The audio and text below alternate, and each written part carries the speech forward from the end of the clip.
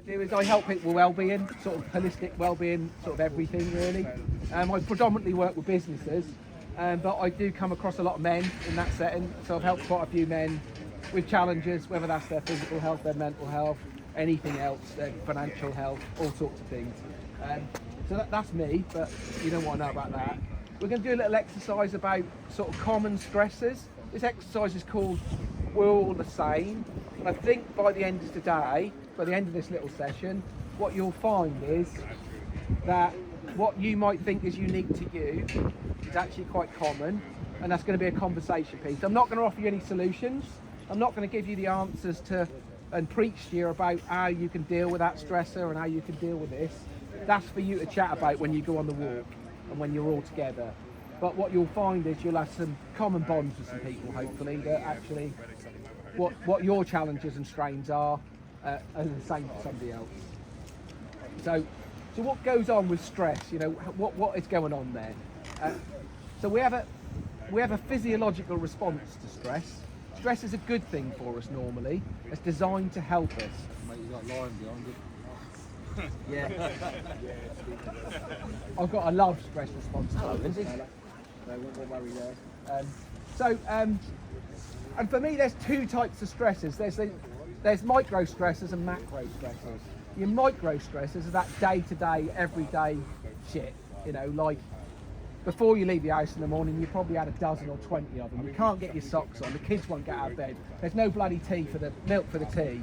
All of them things that wind us up. And depending on how we are with our macro stressors, they might wind some of us up more than others. Some of us might drop and lose our shit over not having any milk for our tea. You know, because probably going on is some big macro stresses in our life that are really weighing heavy on us. So then macro stresses are those things, you know, the things that really weigh down heavy on us. They're really affecting us, and we're carrying them from day to day, and they're always there, sort of up here going, yeah, I'm still here, I'm still affecting you. Stress will eventually, if we don't handle it correctly, have a knock-on effect on our health. Can affect our physical health, can affect our mental health. Stress has been linked to long-term diseases like heart disease and other life-shortening diseases, as well as obviously almost being the gateway drug to more serious mental health conditions. So we have to keep this stress in check.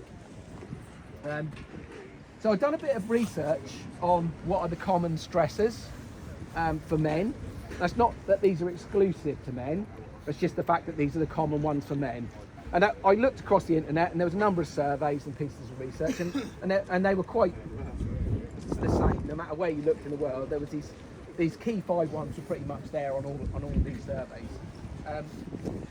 And then Mark and I also chatted about some of the more detailed stressors that we come up against when we're talking to men, when Mark's been walking around on these sessions with you guys, and when I've been talking to men that are a bit more specific, a bit more down in the detail. So I've got 10 stressors, the 5 key big ones, and then these other 5 that we've identified that might be a problem.